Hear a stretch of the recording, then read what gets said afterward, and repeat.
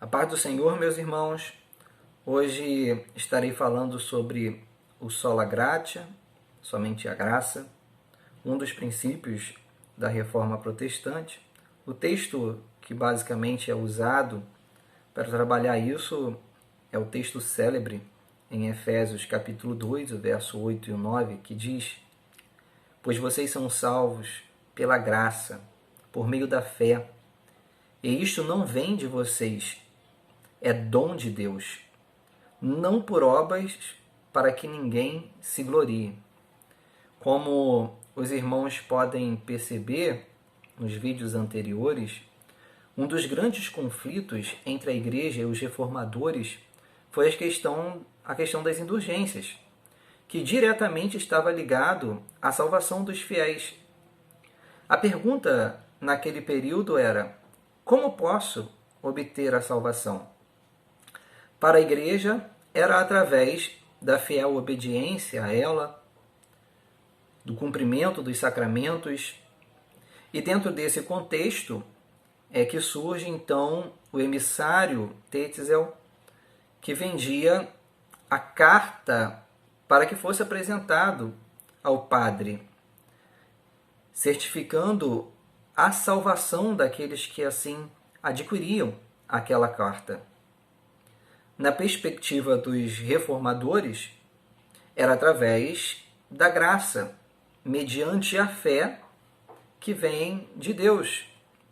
E é importante pensarmos como aconteceu esse desenvolvimento do pensamento da Igreja com relação à doutrina dos méritos e às indulgências.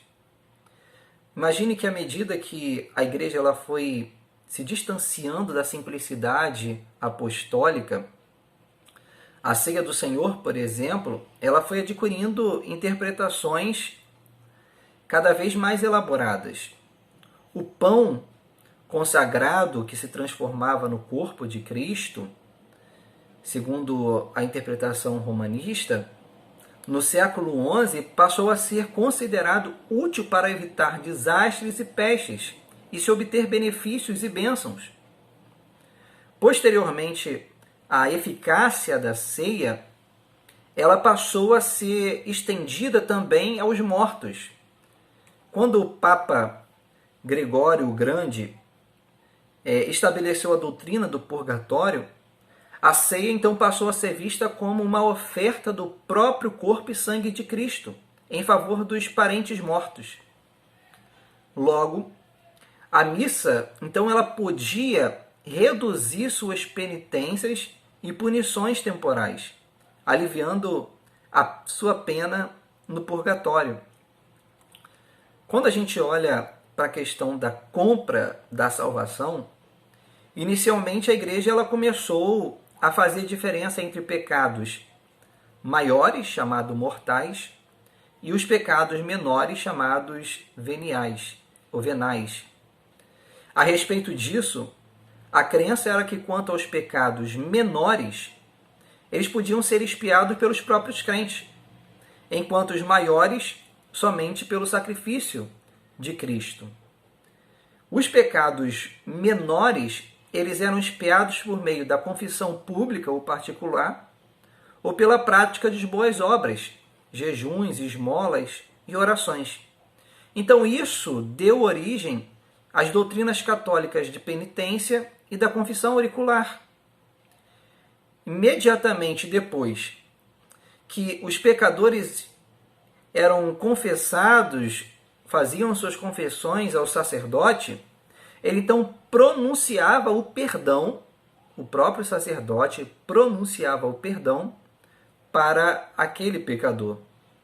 Mas ainda tinha que impor a penitência proporcional à severidade do pecado confessado, para então aquela pessoa que pecou pudesse viver livre do poder do pecado.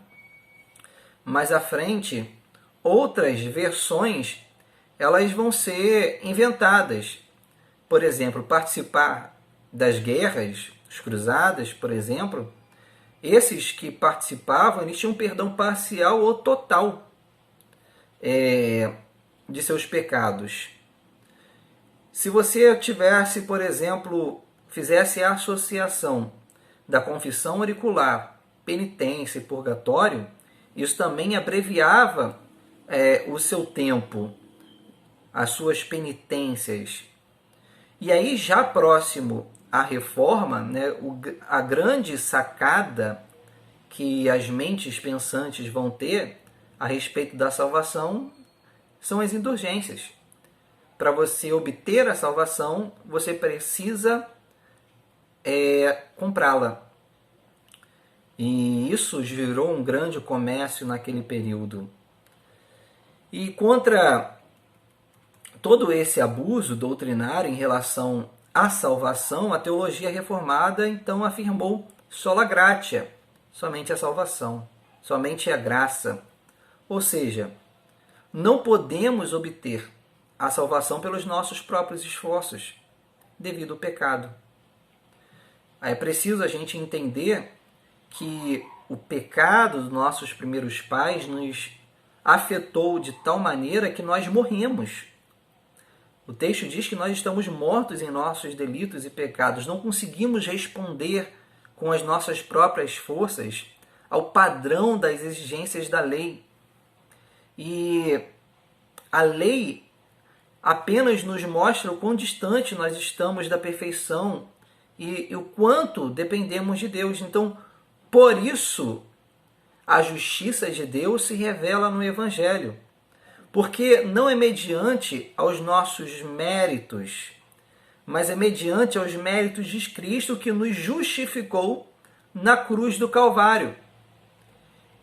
É Jesus quem cumpriu fielmente as exigências da lei e a satisfez Deus.